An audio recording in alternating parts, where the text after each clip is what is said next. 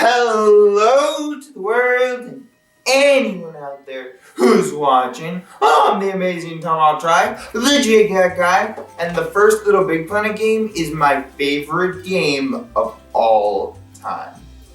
I've played literally every game in the series and loved pretty much all of them. So when Sackboy: A Big Adventure was announced at a time when people were forgetting about the series, you know I had to scream. Does this mean Sony actually cared and wanted to continue making LBP games? No, it doesn't, but I'm getting ahead of myself. For now, let's talk about the return of a character no one expected to return. Keep in mind I said character and not franchise though. That'll be important. Anyways, get ready. It's Sackboy: A Big Adventure time. I said the thing, you get it? Think hard and look up.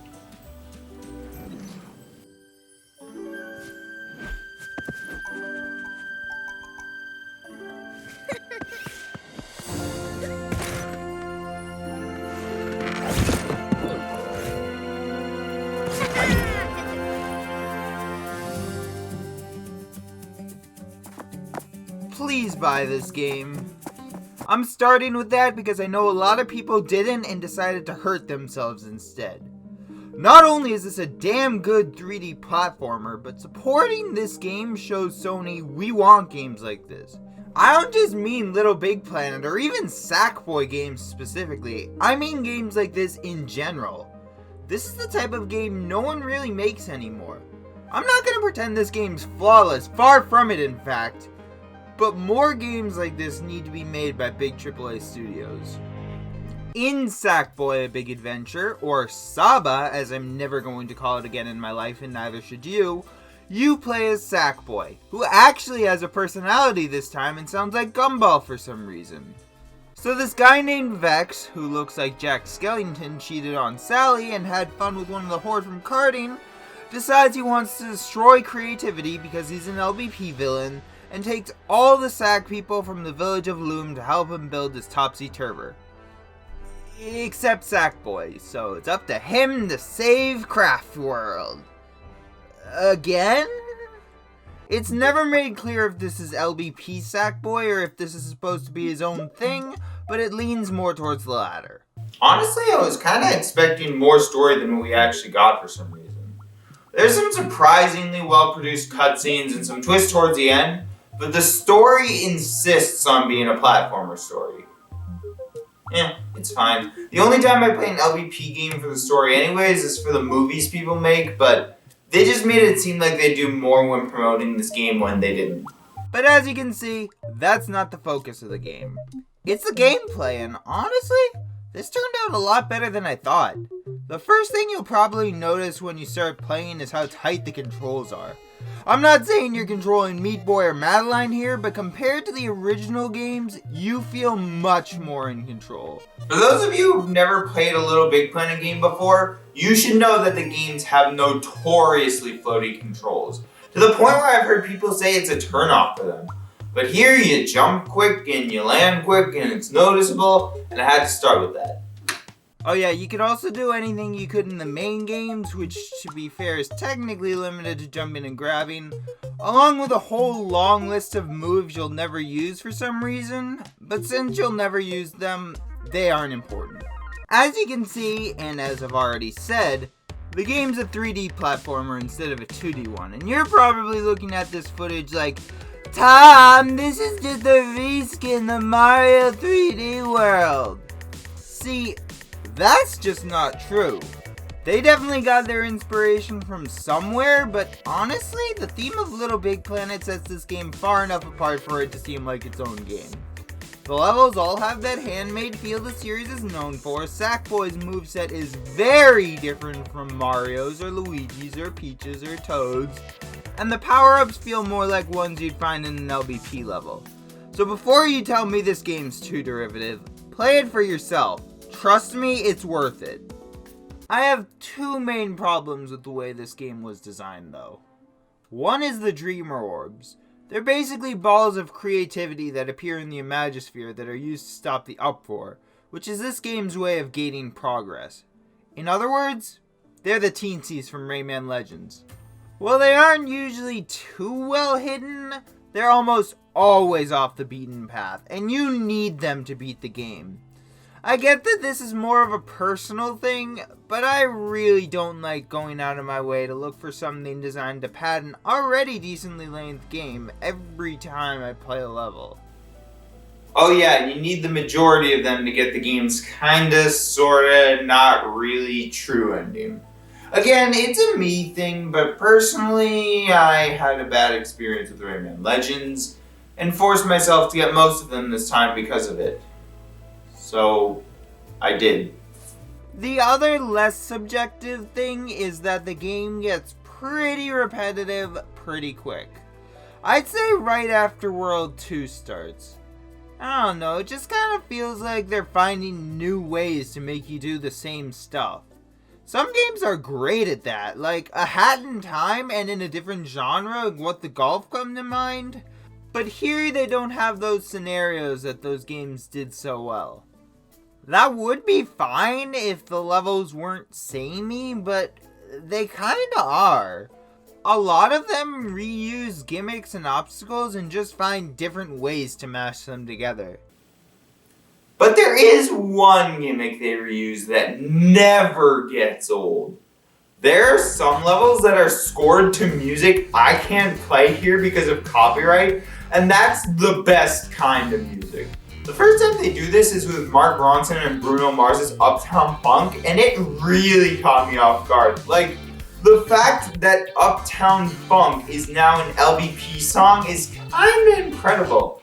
Now, they've been doing this since the first game, but usually they don't use music that's popular in America. You'd think this is because of a developer change, because Media Molecules sold the LBP series to Sumo Digital, but both companies are British, so guess Sumo's listen to indies. They do a level like this once for almost every world. Some of the others they use are cool names: Jungle Boogie, David Bowie's Let's Dance, and Britney Spears' Toxic. For some reason, but it's cool. They get a literal robot to sing it too. Get it?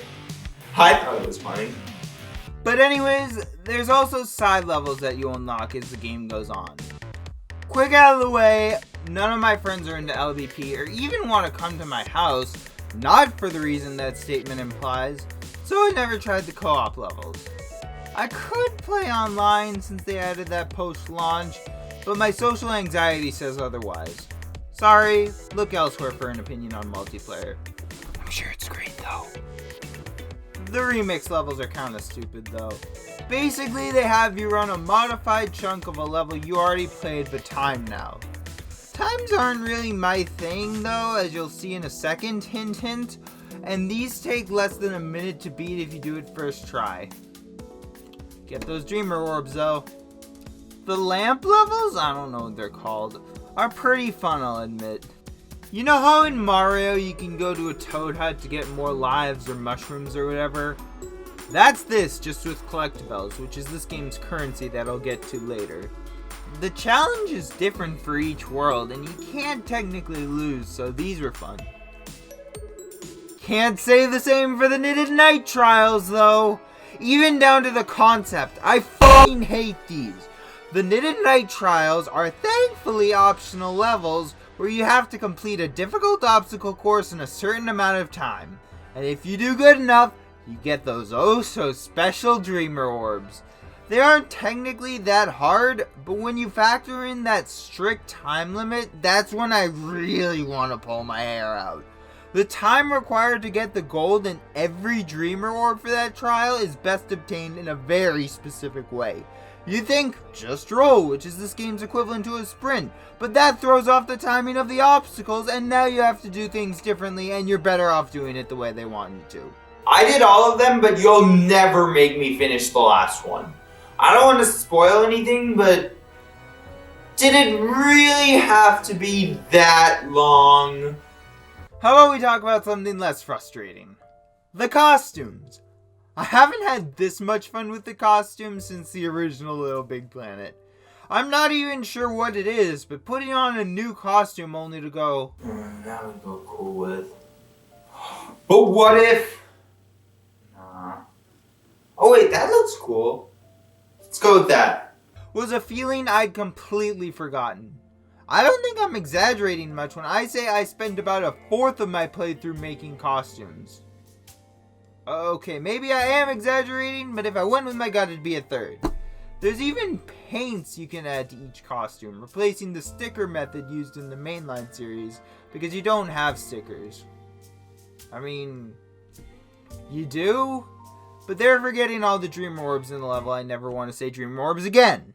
Anyways, you can paint part of or all of the costume piece, and you can even make it glow. You ever want to play as a glowing green tiger? This is the game for you. I just wish Zom would, shut the fuck up. You know, when you choose an outfit, suddenly everyone so much new style icon if you want to be looking fantastically cool, stylish, want to buy around unique, then come to Zoom's. Why are you the only returning character, and what have you done with Hot Sock, Toggle, and Swoop? Actually, come to think of it, that'd be mad chill if you could play as them in this game. The only other problem with the costumes is how they're unlocked. It's done no different than in the other games, you still get them from prize bubbles, but it's just not the same. For one, you have to actually go to Zom's shop to change your outfit because Sackboy is completely deprived of his poppet in this game. Wow, I literally just realized that as I'm writing this, but this means you can't try on that neato hat you just picked up right as you got it. The other thing is, cosmetics are literally the only kind of prize in this game. No stickers, no objects, not even any music. Like, what if I wanted to make every level play Uptown Funk? That'd be cool. But there's no create mode, which by the way, I don't mind. So you're limited to just making Sackboy dab and look cool doing it. Yeah, you can do that now. But anyways, because of all that, it's not fun earning costumes in this game. There are some gated behind a high score and some you buy with collectibles, but the latter is the only satisfying way. What?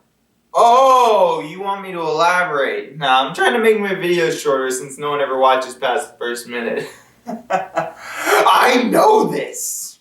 Speaking of making my videos shorter, there's really only one thing left to cover. That's right.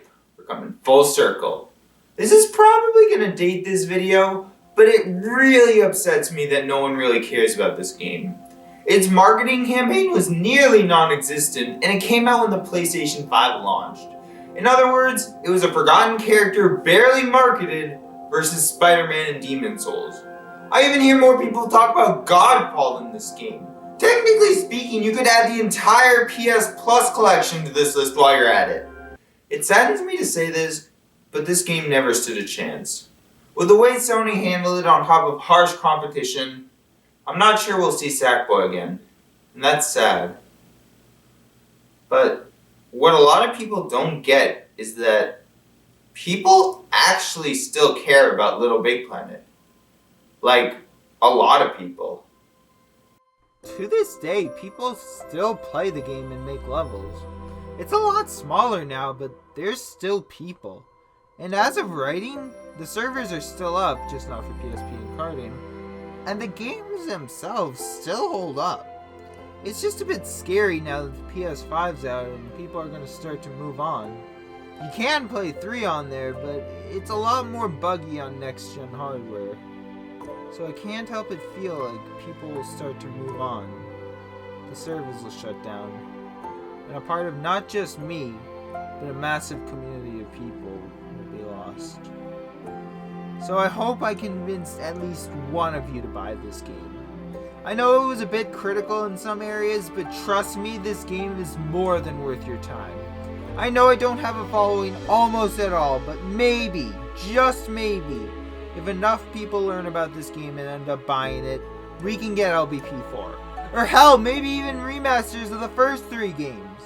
I know there are people who want it, not just me, far from it. So if you have your doubts, I'd still recommend this game. Honestly, this is the type of game that'll surprise a certain group of people, so you might be one of them.